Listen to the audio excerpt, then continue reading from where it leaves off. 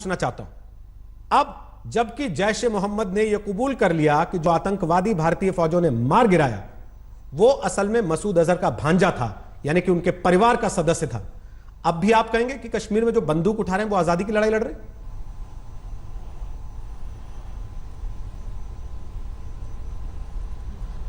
देखिए, मैं हमेशा ये आपके प्रोग्राम्स में, चाहे आज तक हो या कहीं और हो, हमेशा ये बोलता आया हूँ कि जो भी यहाँ पर कुर्बानी देता है एक मसले के हल के लिए देता है।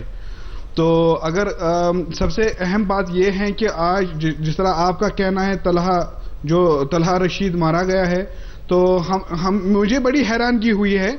ये बंदा कहाँ का है मुझे नहीं पता, ये कहाँ का है, कहाँ से, जम्मू कश्मीर से है ये? आप ही को नहीं पता तो सर ये और कौन बताएगा? हम तो सोच रहे थे आप कम से कम पूरी पत्री लेके आएंगे, नहीं, बताएंगे रिपोर्ट कि क्या नहीं, है आपकी? मुझे नहीं मसूद अजहर का नहीं, हमारे परिवार का हिस्सा था। मुझे तो ये लग रहा था कि आप आज आके साबित कर देंगे कि ये मसूद का भांजा नहीं था, हम लोगों का भांजा था। नहीं, कहां से आया? नहीं, कहां से आया? आया कहां से है? मैं वही कह रहा हूं, पूछ रहा हूं आपसे, आया कहां से? बताना चाहेंगे कहां से? देखिए, मैं बताता हूं नबी, ये मजदूर, अरे आपको डर क्यों लग रहा है? किसी चीज का आपको डर क्यों लग रहा है ये बोलने में? वो कहां से आया? नबी बता रहे हैं आपको, नबी अरे ये नबी अरे बताइए ना, आया कहां से? आपने सवाल पूछा है तो आपने सवाल पूछा है तो जवाब सुनिए ना। अरे कहां का बाशिंदा है हमें तो बताइए। बोलिए। अरे हम बताएंगे ना आपको, डर क्यों रहे हो? सवाल जवाब से क्यों डर रहे हो? ये मजदूर कसद का भांजा है, पाकिस्तान में ट्रेनिंग ली है, जिन्होंने सवाल पूछा वो तो जवाब दे ही नहीं रहे। पाकिस्तान में ट्रेनिंग ली है और इन्फिल्ट्रेट करके यहां पे स्लीपिंग सेल में आया है। काफी दिन तक ये स्लीपिंग सेल में रहा है, उसके बाद ये एक्टिवेट हुआ है और ये तब जाके इसने पिछले 2 साल से ये कार्रवाई की है। आज ये पुलवामा कैसे पहुंचा? आज ये सिक्योरिटी फोर्सेस का बंदा पुलवामा कैसे पहुंचा? ये तो आप बताएंगे। ये देखिए साहब, ये झूठे पुलंदे, आप ये लगता है कि आप बिल्कुल मजबूर, अरे हमें तो आप मसूद अजहर के साथ नागरिक हैं, तो समझाइए। मैं इस टीवी चैनल पे कह रहा हूं कि आप मसूद अजहर के साथ 1 to 1 है कि वो आपको वहां से उठा रहा कि पुलवामा जेल का नाम लगा दो कि पुलवामा जेल। भारतीय सिक्योरिटी फोर्सेस को किसी से भी जेल रिलीज करके शूट करने की आवश्यकता नहीं है। जो जेल में है उसके खिलाफ कार्रवाई होगी, कानून के तहत कार्रवाई होगी। जो बंदूक उठाकर टेररिस्ट के साथ, जो बंदूक उठाकर, अरे चारों टेररिस्ट ने पूरी रात फायरिंग की है, वो मारा गया। आप बोलते हो वो पुलिस ने छोड़ दिया, जेल से निकाल दिया। आप कितनी गलत बात करते हो नबी, आपको ये बातें शोभा नहीं देती। एक चीज पूछना चाहता हूं, में कुछ हासिल किया होता? आपको ये चीजें शोभा नहीं देती। एक चीज मुझे बताइए, अगर मारदार से कुछ हासिल हुआ होता फिर पिछले 30 वर्षों में तो आपने हासिल किया होता। पिछले 30 वर्षों से हो गया आपका साहब। अगर दिसंबर साहब, 1 सेकंड सर, इनामुल नबी हो गया आपका या रह रहा है अभी? आप और बोलना चाहते हैं अभी या हो गया आपका? नहीं, बोलिए जनाब। ठीक, मैं वापस आता हूं आपके पास। इमरान नबी डार साहब, अब मैं आपसे पूछ रहा हूं, एक तरफ दिनेश्वर शर्मा है जो वार्ताकार है, वो बात करने के लिए गए, दूसरी तरफ भारतीय सेना है, पुलिस है, सुरक्षा बलों के और जवान है जो ये कह रहे हैं कि 180 को हम मार चुके हैं, अगर और घर से ताला निकलेगा तो और घर में घुस के मार देंगे।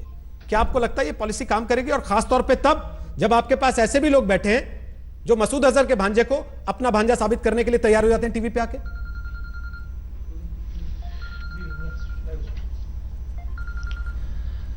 देखिए सरदाना जी, पहले तो सबसे पहले आपको मुबारकबाद कि आप ZTV से आज तक में आ गए। ये सवाल जो आपने पूछा, मुझे लगता है जवाब भी आपको पता ही होगा। जिस तरह के जिस नेचर में जो है दिनेश्वर शर्मा जी यहाँ पे अपॉइंट किए गए, जिसके बाद बयानात आए, बीजेपी लीडर्स के जो बयानात आए, बड़े कंफ्यूजिंग बयानात आए। उसके बाद यहाँ तक कि जो होम मिनिस्टर है उन्होंने तो पहले उनको इंटरलोक्यूटर बता दिया, उसके बाद पीएमओ से जो है पीएमओ MOS आए, उन्होंने उनको मुशाबत दी एक स्पोक्स पर्सन की। उसके बाद उनका मैंडेट अभी तक समझ नहीं आ रहा है कि मैंडेट है क्या, उनको उनको इलेक्टेड रिप्रेजेंटेटिव से बात करनी है, उनको हर किसी स्टेक होल्डर से बात करनी है, उनको हुर्रियत से बात करनी है। तो उनके पास मुझे लगता है कि दिनेश्वर शर्मा खुद कंफ्यूज हो गए होंगे कि वो करने क्या आए हैं यहाँ पर। आप कल ही जो उन्होंने ये प्रोसेस स्टार्ट किया, सिर्फ मुझे लगता है 10 लोग उनसे मिले कल दिन में, और स्टार्ट होने से पहले ही ये मुज़ाकरात फेलियर, जो इनिशिएटिव लिया गया गवर्नमेंट ऑफ इंडिया की तरफ से, ये मुझे लगता है फेलियर की तरफ से जा रहा है। इनिशिएटिव अच्छा था, पॉलिटिकल इनिशिएटिव अच्छा था, लेकिन जो इसमें जिस तरीके में इसको अप्रोच किया गया वो दिखाता है कि एक कंफ्यूजन है बीजेपी सरकार में, एक कंफ्यूजन है उनकी लीडरशिप में कि वो अभी तक ये तय नहीं कर पा रही है कि हमारी कश्मीर पॉलिसी रहेगी क्या। क्या हम जो है बात करेंगे किसी से, या हमारा जो है वही ऑपरेशन ऑल आउट की तरीके से ही हम कश्मीर को हैंडल करेंगे, या डायलॉग से हैंडल करेंगे। तो मुझे लगता है कि एक इंटरनल एक रसाकशी है बीजेपी लीडर्स में, जो आधे लीडर्स इसमें जो है जो एक बात बोलते हैं और दूसरे लीडर्स प्रोसेस में बहुत चीज मैं समझना चाहता हूं, कोई क्लैरिटी नजर नहीं आ रही है। आपने कहा क्लैरिटी नजर नहीं आती, सरकार में कंफ्यूजन नजर आता है, ये आपने कहा। एक तरफ वार्ताकार है जो बात करने के लिए गया, दूसरी तरफ सेना और सुरक्षा एजेंसियां जो 180 लोगों को गोली मार के मौत के घाट उतार चुके हैं। क्या आपको क्लैरिफिकेशन नहीं है कि बोली से जो बात करने को तैयार है उसके लिए बोली है, जो बंदूक लेके खड़ा होगा उसके लिए गोली है? इसमें कंफ्यूजन कहां है?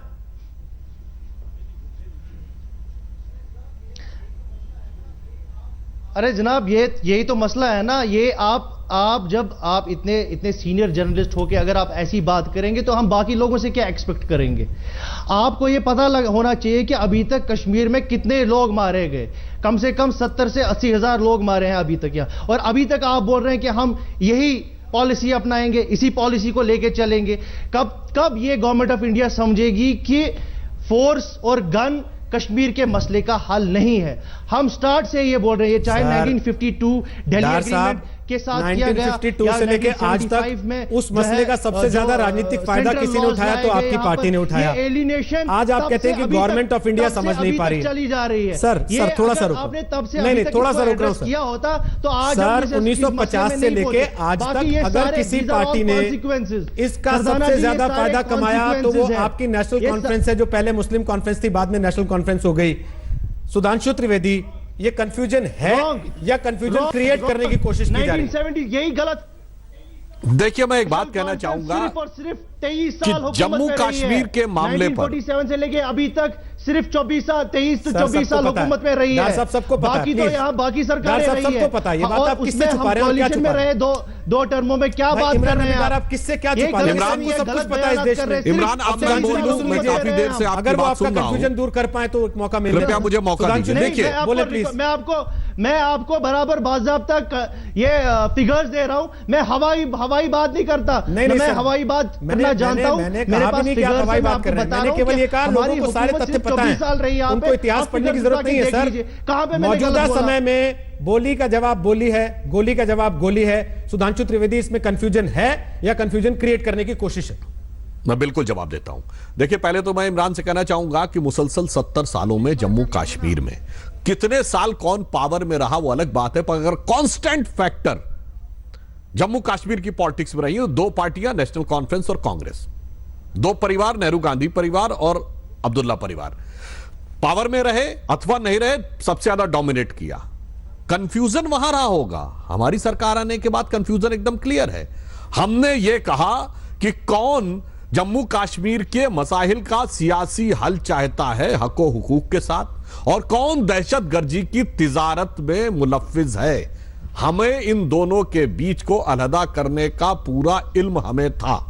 हमें इस बात का विवेक था कि इन दोनों में क्या पृथकता करनी है। इसलिए देखिए, हमारी सरकार आई, सबसे पहले हमने क्या स्टैंड लिया कि हम हुर्रियत वालों को पाकिस्तान से बात नहीं करने देंगे। नहीं किया। हम जो पृथकतावादी हैं उनसे कोई बातचीत नहीं करेंगे, हमने नहीं किया। और अगर उनके कोई भी इलीगल एक्टिविटीज मिलेंगी तो हम उनके ऊपर जो भी लीगल कार्रवाइयां हैं वो करेंगे, चाहे ईडी की कार्रवाई हो, एनआईए की कार्रवाई हो। हुआ। और हमने जम्मू कश्मीर का जो नौजवान था उसको भी यह समझाने में सफलता हासिल की कि कौन सेपरेटिस्ट है और कौन लेजिटिमेट स्टेक होल्डर है। और आपने देखा पिछले 3 सालों में, चाहे सिविल सर्विसेज में आगे आने वाले लोग हों, चाहे बीएसएफ के कमांडेंट की सर्विस में आगे आने वाले लोग हों, या और कई क्रिएटिव एक्टिविटीज में जितनी भारी संख्या में पिछले 3 सालों में कश्मीर के नौजवान आए हैं, वो उससे पहले के वर्षों में नहीं आए। और उसके बाद मैं अब आ रहा हूं कि हम गोली के ऊपर जितनी आज की तारीख जब में हमने किसी यहाँ अनुकूल आतंकवादी के वातावरण जनाजे तैयार में कर उतर लिया, आती है सर, उसके बाद वो भी प्रधानमंत्री 3 साल पहले नहीं कहा। उतरती थी, इसको भी आप कैसे नकारेंगे? क्या आपने कहा? मैं रोहित जी एक बार दोबारा रिपीट मैंने करेंगे कहा सर, पिछले 3 साल में आतंकवादियों के जनाजे में जितनी भीड़ जुटने लगी है वो भी पहले नहीं जुटती थी। हाँ, मैं उसी पे आ रहा हूं। देखिए, मगर पहली बार जम्मू कश्मीर की जनता ने यह भी देखा कि जो दहशतगर्दी की तिजारत करते थे, जो इससे पहले हिंदुस्तान की व्यवस्था के दामाद बन के बने हुए थे, उनमें से सबने न सिर्फ इन्वेस्टिगेटिंग एजेंसीज बल्कि जेल की हवा भी खाई। तो उसके बाद हमने तय किया बहुत स्पष्ट रूप से, जब वातावरण में बदलाव दिखाई पड़ा तो प्रधानमंत्री ने कहा कि न गाली से न गोली से हम गले लगाकर इस बात का समाधान चाहते हैं। होम मिनिस्टर गए और सभी लोगों से बात किया, उसके बाद इंटरलोक्यूटर थर्ड स्टेज पे नियुक्त किया गया। ठीक है। और मैं दिनेश सर, अभी मैं वापस आता हूं आपके पास ये पूछने। इंटरलोक्यूटर आपने नियुक्त तो कर दिया, इंटरलोक्यूटर बात किससे करेगा? इनामुल नबी, लगातार आपकी आदत है बीच में बोलते रहते हैं आप। आपके पास मैं आ रहा हूं वापस, आप विस्तार से बोलिएगा अपनी बात ताकि दूसरे समझ भी पाए, सुन भी पाए। नहीं, एक इंपॉर्टेंट बात अगर आप बोल लीजिए, फिर मैं जवाब लेता हूं। बोल लीजिए, पहले आप बोलिए। जनाब, आज बीजेपी वाले कह रहे हुर्रियत के खिलाफ, एजेंडा ऑफ अलायंस में तो इनके सिग्नेचर्स है।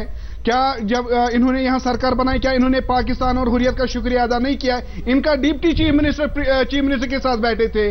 क्या फिर एनडीए फर्स्ट ने जो बात की, क्या वो फिर वाजपेयी जी का गलत इनिशिएटिव था? क्या फिर जब एलके आडवाणी साहब उनसे मिले डिप्टी प्राइम मिनिस्टर, क्या वो गलत था? क्या मनमोहन सिंह जी 2 बार उनसे मिले, वो गलत था? फिर ये सारा सिस्टम गलत ही है। फिर आप किन से बात करना चाहते हैं? आप कंटिन्यू कर लीजिए, मुझे ये बताना था। इनामुल नबी, ये झूठ बोल रहे हैं। इनामुल नबी, आप भविष्य को देख के चलते हैं कि भूतकाल को, अतीत को देख के जीते हैं कि भविष्य को देख के जीते हैं? आपने जितने जख्म हमें दिए हैं पास्ट में, हम थोड़ी उनको बुला सकते हैं। आप किससे बात कर रहे हैं? कैसे कुनन पोस्टपुरा बुला सकता हूं? बात कर रहे हैं? आप पाकिस्तान की तरफ से बोल रहे हैं क्या? बेकार बोल सकता हूं? आप पाकिस्तान की तरफ से बोल रहे हैं क्या? बोल सकता हूं? पाकिस्तान की तरफ से बोल रहे हैं क्या आप? मैं अपने कश्मीर की तरफ से बोल रहा हूं। अपने कश्मीर का क्या मतलब होता है? कश्मीर की तरफ से कश्मीर हमारा नहीं है क्या जनाब? कश्मीर भारत का हिस्सा नहीं है क्या? इंसाफ भी नहीं मान सकते? आपसे सर्टिफिकेशन चाहिए कश्मीर मांगना भी को? पाकिस्तानी एजेंट बनाता है। मैं आपसे एक सवाल जो हर बार पूछता हूं फिर पूछ दूंगा, तो फिर आप परेशान हो जाएंगे। आज तक के बगल में आपसे पूछूंगा, आपके पास पासपोर्ट कहां का है? तो आप कहेंगे भारत का है। आपके पास राशन कार्ड कहां का है? भारत का है। आधार कार्ड बनवाया होगा तो कहां का है? भारत का है। लेकिन आप भाषा बोलेंगे पाकिस्तान की, क्यों? खाएंगे यहाँ का, गाएंगे वहां का? आप एलो कर दीजिए, हम जम्मू कश्मीर का पासपोर्ट ऑफिस डालते हैं यहाँ। आप क्यों फिक्र करते हैं? आप क्या गांधी जी ब्रिटिशर्स का पासपोर्ट भी अपने बच्चों से मिलने के लिए भारत के पासपोर्ट दफ्तरों के चक्कर काटते हैं? पासपोर्ट दिलवा दीजिए, बच्चे से मिलने विदेश जाना है। इसलिए समझिए, आप टीवी पर जब बैठते हैं, देश के लोग आपको देखते हैं, सीनियर जर्नलिस्ट जानते हैं, आप लोगों की पोल खुलती हुई देखते हैं वो लोग। बोलिए मेजर साहब। इनामुल नबी हमेशा देश के लोग बेचारे झूठ सुनने इनामुल के नबी, होते देखें। इनामुल नबी, प्लीज इनामुल नबी, इनामुल हमने नबी। देखा नहीं लिया आपको कन्विंस करने का। इनामुल नबी हमेशा ये भाषा बोलेंगे, लेकिन रोहित जी एक बात स्पष्ट है कि कश्मीर, पूरा कश्मीर घाटी जो है, कश्मीर पूरा जम्मू एंड कश्मीर पीस चाहता है। पिछले 5-6 साल में साउथ ऑफ पीर पंजाल में बिल्कुल शांति है, जैसी किसी भी भारत के किसी उसमें अंग में शांति है।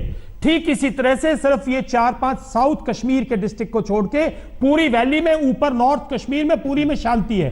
तो इनके पास कोई मुद्दा नहीं बचा है। गलत बयान इनके ये क्या, मैं आपको देखिए साहब, ये तो आप इस गलत मैं गलत नहीं, एक मिनट देखिए साहब, आप दार साहब ये पूरा करने फिर आपके देखिए पास साहब, ये मैंने आपको रिनाम को बोलने दिया। दार साहब, मैंने आपको रिनाम को बोलने दिया। क्यों ऐसी गलत दार बयानी साहब, कर रहे हैं? आप गलत अफवाह फैलाते हो, आप गुमराह करते हो, आप कश्मीर के नौजवान को गुमराह करने की कोशिश करते हो। बीच में बोलूंगा, आप कश्मीर के आवाम को गलत रिप्रेजेंट करते हो। बोलूंगा जरूरी। कश्मीर का आवाम वो है जिसने, एक सेकंड, कश्मीर का आवाम वो है जिसने 2014 में लोग खुल के वोटें डाली। और मैं ये इसकी कतई इजाजत नहीं दे सकता हूं कि आप कश्मीर का आवाम वो है जिसने 2014 में खुल के वोटें डाली है। स्टेटमेंट देने में जिसने गवर्नेंस की, जिसने गवर्नेंस के लिए में हमारा नुकसान होता है, आपका नुकसान नहीं होता है, आपका नुकसान नहीं होता, नुकसान आम नागरिक का है। अब हिंदुस्तानी कौम को गलत दिशा में ले रहे हैं। कश्मीरी का गलत बात है, ये गलत स्टेटमेंट मत दीजिए। मैं गलत स्टेटमेंट नहीं दे रहा। मसला, इस मसले को हल कीजिए। ये मसला हल होगा करने की या छोटे-छोटे हिस्सों में बांटने की क्या जरूरत है आपको? ये 4 डिस्ट्रिक्ट्स में, ये 5 डिस्ट्रिक्ट्स में क्या ये लगा के रखा है आपने? ये बकवास है, यहाँ पे ये रेटरिक्स लगा के रखा है। आप कश्मीर इशू को हैंडल करिए ना, ये भूल जाइए आप कि ये उस 4 डिस्ट्रिक्ट में, यहाँ 5 डिस्ट्रिक्ट में। रहने से कुछ होगा नहीं, किसी को समझ तो आए आप क्या कहना क्या चाहते हैं। आप लोग एक दूसरे के ऊपर बोलेंगे, किसी को पता कैसे लगेगा आप क्या कहना चाहते हैं? कम से कम एक दूसरे को रिस्पेक्ट कीजिए, सुनिए तो सही एक दूसरे की बातों को, अच्छी ना लगे उसके बाद ये कह दीजिए गलत बयानी कि कर मैं रहे हैं, आपकी बात- इनको समझ लेना चाहिए भाई कि गलत बयानी पूरी आप भी 50 हिंदुस्तान की जगह कौम करते देख होंगे, रही है। आपका गला घोट देगा क्या कोई टीवी पर चिल्ला चिल्ला के कि आपकी आवाज ना सुनाई दे? ये गलत तरीका है। रिस्पेक्ट कीजिए एक दूसरे के विचार की, कम से कम बात तो सुने। नहीं, ये आपको कभी उनकी बात मजबूरी पसंद पड़ नहीं है? जाती है जब लोग ऐसे बोलते हैं। आप खुल के कहें कि मुझे इनकी बात पसंद नहीं आई, मैं इससे सहमत नहीं हूं, आपको मैं नहीं रोकूंगा, डॉक्टर साहब पूरा कर आंकड़े- लीजिए। डॉक्टर साहब आंकड़े हैं, मैं नहीं बोल रहा, आंकड़े बोल रहे हैं। बिल्कुल मैं सहमत हूं। 5 साल पहले आप डोडा, गुल, गुलाबगढ़, मौर, बुद्धल, आप इनमें हादसे देखिए, और पिछले 5 साल में मुझे एक हादसा गिनवा दीजिएगा। आंकड़े बोलते, मैं नहीं बोल रहा। 2014 में लोगों ने इसी चीज के लिए, मैं बताऊंगा आपको। इसी जनाब, इसी के लिए अगर वोट हम किया। आंकड़ों में ही बैठेंगे आपके बीच में बोल रहे हैं। की हाल की बात की, बोलिए, आपने इनाम उनको दबा के नबी, रखा, आपने मखसूस कम्युनिटी को बंदूकें दे दी ताकि आप मुसलमानों को दबा के रखें। वो तो बेचारे दबे हुए हैं, आपको पर्याप्त वो तो मौका मिला बेचारे था। दबे हुए हैं। इनामुल आपने नबी तो आपको विलेज पर्याप्त डिफेंस मौका मिला था, कमेटी प्लीज। उन दहशतगर्द कमेटी को क्या इनामुल बनाना है? होगी ना, मैं दहशतगर्द अच्छा नहीं लगता, कमेटी आवाज जो बंद करना आपने किसी की। बनाई 3 पंचायत चुनाव इनामुल में नबी, प्लीज। मुसलमानों को दबाने के लिए बनाई। प्लीज आप सुन लीजिए इमरान ना। साहब बोलिए अपनी बात। मैं सुना रहा हूं आपको आंकड़े, मैं इमरान। बताऊंगा विलेज डिफेंस आपके कमेटी। आंकड़े तो मैंने देख लिए अभी, जब आप ताला की पैरवी कर रहे थे, आपके आंकड़ों की हकीकत पता लग गई थी। किस तरह आप तो कम से कम मुसलमानों मत को दावा दबा के कीजिए। रखा है। देखिए, एक सेकंड सर, इमरान बोले, इमरान साहब बोलिए।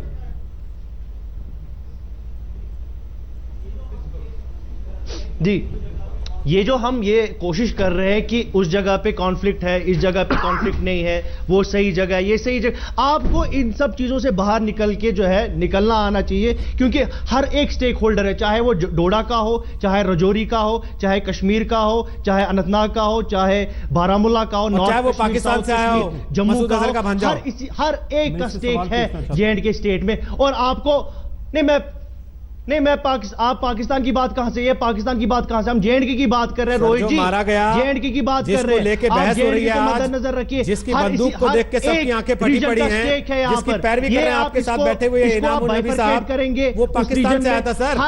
हर के घर में जो है वो लीड कर रहा था सर, दरसाब वो कमांडर था सर, ये उस टीम का जिसको आपके साथ के लोग आजादी के परवाने कहते हैं। रोहित जी, ये डर वो गवर्नमेंट का काम है सर। और सिक्योरिटी एस्टेब्लिशमेंट का काम है ये कि डर वो असरटन आतंकवादी करे। फैलाता है, जिसको वो आप लोग गवर्नमेंट सपोर्ट का करें। काम है कि कौन दरअसल कहां मैं से आपसे आया है सवाल असरटन पूछना करने के लिए। उससे ये पहले मेरा काम है, न कि आपका, और नहीं है आपका काम है। इमरान नबी आप डार, गवर्नमेंट को और क्या पुलिस को और ये सीआईडी को वो काम कर जो मारा गया कल, दीजिए। क्या ये भी अब्दुल्ला साहब की नजर में आजादी की लड़ाई लड़ने वाला बेचारा लड़का था?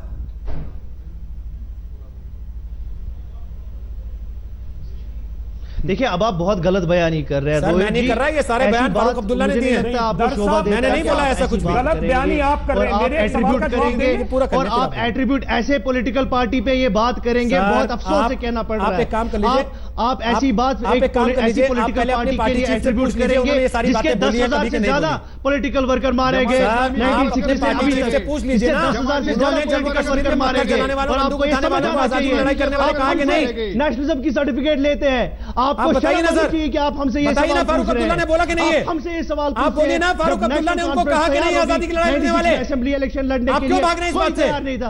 आप इस बात से क्यों भाग रहे हैं? उस टाइम पे बोलिए, फारूक अब्दुल्ला ने बोला कि नहीं? बोला स्काई इज द लिमिट। बोलिए, फारूक अब्दुल्ला ने बोला कि नहीं? कहां गई वो ऑटोनॉमी? बोलिए, फारूक अब्दुल्ला ने बोला कि नहीं? हमको बोलते हैं और अगर कि बोला autonomy तो भी आपको anti-national कोई हक नहीं है। बनता ये अगर बात आप करने का, autonomy जो आप पे दावा बात कर रहे हैं यहाँ पर नहीं बैठ करना के। चाहते, तो करने क्या आया? बोलिए, फारूक अब्दुल्ला ने बोला या नहीं बोला? ऑटोनॉमी पे बात नहीं कर फारूक, चाहते हैं, तो autonomy दिनेश चाहिए शर्मा आपको। आया क्या कौन सी यहाँ पे autonomy? करने एक के लिए? सेकंड, एक क्या एक बकवास ठीक कर है, रहे आप बोल हैं लीजिए, आप बोलिए, फिर क्या गलत सुधार बयानी साहब हो रही है यहाँ पे? दरअसल आपको ये समझ लेना चाहिए, आप जब सरकार चलाएं, आप जब सरकार चलाएं तो सब कुछ ठीक, आपके पक्ष में आ जाएं तो कश्मीर आजाद होना चाहिए। आप जैसे लोगों से आप बोलिए, उसके बाद जरूरत नहीं है। आपके पास आ रहा है। आप मुझे आप जैसे लोग आप अपने पास अपने रहिए, ठीक, इमरान हमने नबी दिखा डार, दिया अपना। आपने कह लिया मुझे अपनी बात, शर्म दिखाना आती है, था। भेजे साहब आप बोलिए। नेशनल कॉन्फ्रेंस के प्रवक्ता हैं। 1975 का Sheikh Abdullah accord, Indira Gandhi Sheikh Abdullah accord National Conference के चीफ ने, अरे फाउंडिंग शर्म तो फादर ने आपको साइन आनी किया। चाहिए। एक मिनट, आपको- एक मिनट। आपको शर्म आप आनी मुझे चाहिए। बताइए, आप भारत गलत बयानी सरकार कर रहे ने हैं। या शर्म भारत आपको देश आनी ने चाहिए। आप मुझे बताइए, भारत सरकार ने या भारत देश ने और वहां से प्राइम मिनिस्टर मोदी बोलते हैं कि जो ऑटोनॉमी की बात करेगा वो भी एंटी नेशनल है। पाकिस्तान में बैठी आईएसआई है, उसने इनाम नबी जैसे लोगों के जरिए, हुर्रियत के जरिए, सेपरेटिस्ट के जरिए अब उसमें जम्मू एंड कश्मीर की जो शांति कॉन्स्टिट्यूशन में एस्टैब्लिश है, शांति बदल की है, वो आम लोगों की है। एक काम करते हैं सर, भारत सरकार ने नहीं की, क्योंकि आप मानेंगे नहीं, एक दूसरे के ऊपर बोलते रहेंगे, किसी को समझ में आएगा नहीं। हम ब्रेक ले ले रहे हैं, आपको उसका एक अक्षर नहीं पता। मेजर साहब, हम एक ब्रेक ले रहे हैं। सुधांशु, मैं माफी चाहता हूं, आपसे कमेंट लेना चाहता था, लेकिन शोर शराबा इतना, हम चाहते हैं लोगों को सुनाई दे, कम से कम बात समझ में आए, पता लगे कौन आतंकवादियों की पैरवी करता है, पता लगे कौन राजनीतिक पार्टी सत्ता में रहते हुए सरकार चलाने में मजा लेती है और बाहर आते ही कश्मीर की ऑटोनॉमी का भूत यानी कि स्वायत्तता का भूत उसे चढ़कर सिर पे बोलने लगता है